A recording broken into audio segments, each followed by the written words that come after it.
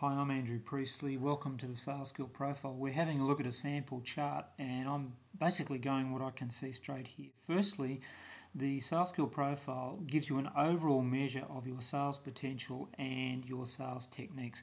And just so that you understand it, we're not looking for 100%, we're actually looking for around about 75% optimum for high performance. So looking at this very first sales potential pie chart here, we can see that sales potential is showing around 53% with a 47% room for improvement. The recommendation there would be, look, that's not a bad score, but needs ongoing sales training or sales coaching. Over on the sales techniques, we're faring a little bit better because we've got 78%, which is where we want it, with a 22% room for improvement. Basically, the sales techniques here suggests a good score, suggests they've got very good technical understanding of selling, and we're now going to compare that against actual results.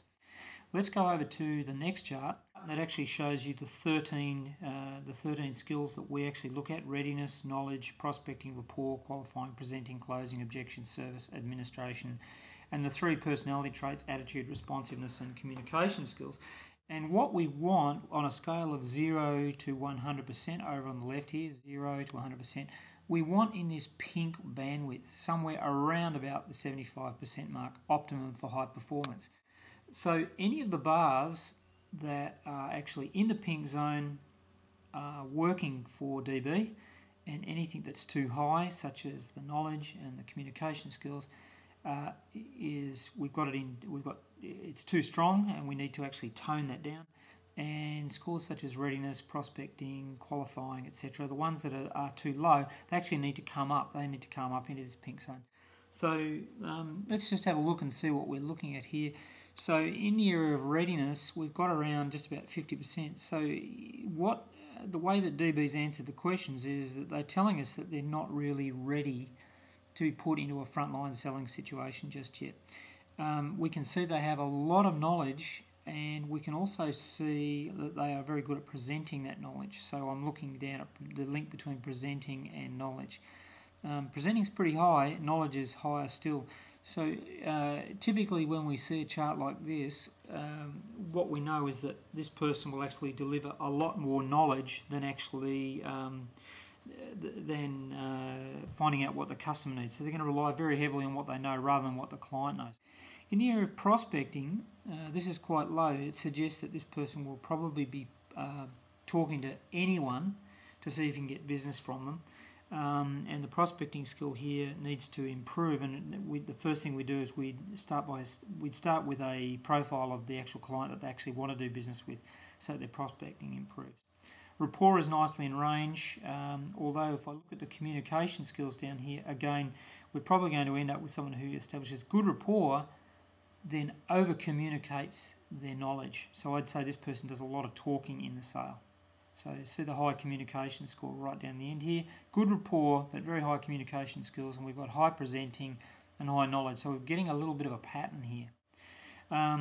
Qualifying, again, I'm seeing a relationship between prospecting, qualifying, and readiness.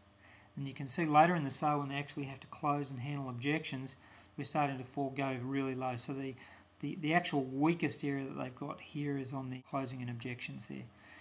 Qualifying, I'd say, needs skill in that. Again, qualifying and prospecting are going hand in hand here. Qualifying here would be to ask more questions, so or investigate the explicit needs of the customer. So if I've got really high knowledge and really high communication skills, then I'm not really using the qualifying skill to its best advantage. We've already said that trial closing, and handling objections are low. Service is actually falling out.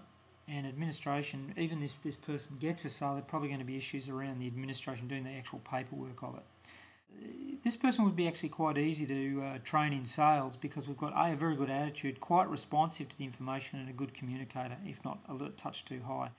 So if I was actually going to coach this person, I would be looking very, very closely at training them in prospecting and qualifying and closing, which would actually increase their readiness. I would particularly focus on qualifying because that's actually asking the customer what they think and what they want and what they need, which would actually then bring the knowledge and the high communication skills down.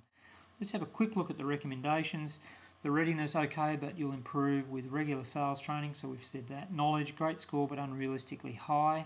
Check if you overly focus on the product and on assumptions about customers' needs. So again, this is telling us you're relying too heavily on your knowledge and assuming what the customer wants. Prospecting, okay, but this is not an activity you enjoy or you're leveraging fully. We've covered that. Rapport, good rapport skills. You come across as warm, friendly, authentic, and sincere. Qualifying, good, generally good. Pay attention to how you exactly identify and confirm a customer's explicit needs. And in the coaching training, we go into what explicit needs are. Presenting is good presenting skills. Also focus on questioning strategies, so you can see how that's linking back to the questioning there. Closing, you can close, but also worry about asking for a sale and even waste valuable upselling opportunities. You may take no to personally. Objections, you need a lot more training in handling objections, qualifying for explicit needs, and trial closing. So again, the link between closing and objection handling. Service, good, but this suggests you lose contact with a client once the sale is made. I would check to see if that's real.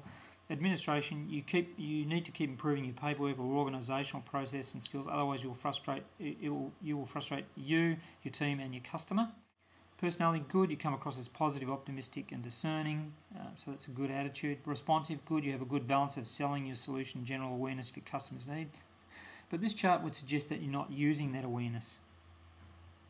Communication skills, unrealistically high score. You come across as self-centered.